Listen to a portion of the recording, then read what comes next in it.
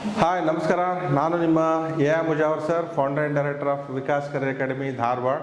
ಆತ್ಮೀಯ ವಿದ್ಯಾರ್ಥಿಗಳೇ, ಆತ್ಮೀಯ ಪಾಲಕರೇ, ಸೊ ನಿಮಗೆ ಗೊತ್ತಿರೋ ಹಾಗೆ ಎಕ್ಸಾಮ್ಸ್, ನಿಮ್ಮ ಮಕ್ಕಳ ಎಕ್ಸಾಮ್ಸು 4th to 10th ಮಕ್ಕಳಂಥ ಎಕ್ಸಾಮ್ಸು ಇದೇ ಮಾರ್ಚ್ 15 ಅಥವಾ 20ರವರೆಗೆ ಮುಗಿತಾ ಇದ್ದಾವೆ.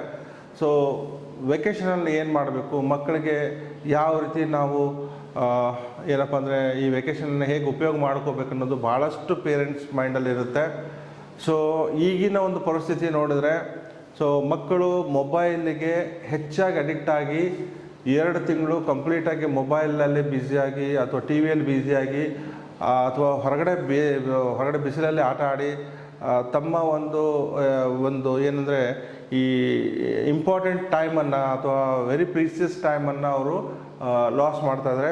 ಸೊ ಇಲ್ಲಿ ವಿಶೇಷವಾಗಿ ನಾನು ಹೇಳಬೇಕಂದ್ರೆ, ನಾವು 2 ತಿಂಗಳ ಈ ಬೇಸಿಗೆ ಶಿಬಿರವನ್ನು ಮಾಡ್ತಾಯಿದ್ದೀವಿ.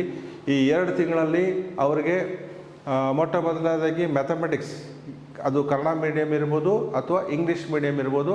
ಮತ್ತೊಂದು ಸರಿ ನಾನು ಹೇಳಿಕ್ಕೆ ಬಯಸ್ತಾ ಇದ್ದೀನಿ, 4th to 10th ಮಕ್ಕಳಿಗೆ Kannada medium or English medium ಮಕ್ಕಳಿಗೆ ನಾವು ಇಲ್ಲಿ ಭಾಳಷ್ಟು ವಿಷಯಗಳನ್ನು ನಾವು ಕವರ್ ಮಾಡ್ತಾಯಿದ್ದೀವಿ. ಒಂದು ಇಂಗ್ಲೀಷು, 2ನೇದು maths, of course next science, next spoken English.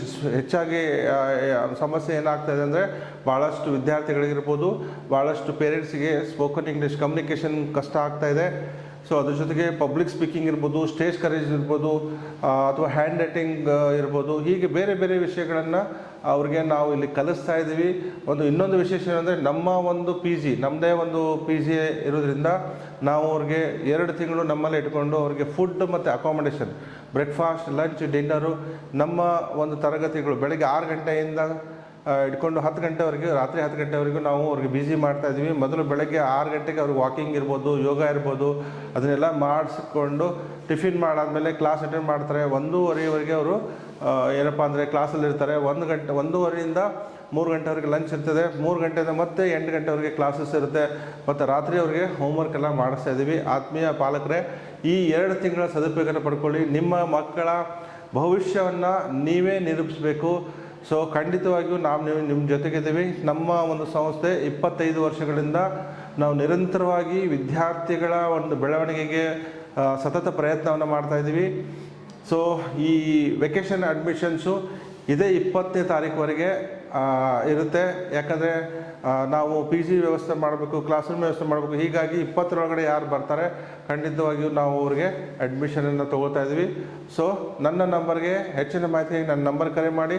ಖಂಡಿತವಾಗಿಯೂ ನಾನು ನಿಮಗೆ ಇದರ ಒಂದು ವಿಷಯವನ್ನು ಹೆಚ್ಚಾಗಿ ನಾನು ತಿಳಿಸ್ತೇನೆ. ನಮಸ್ಕಾರ.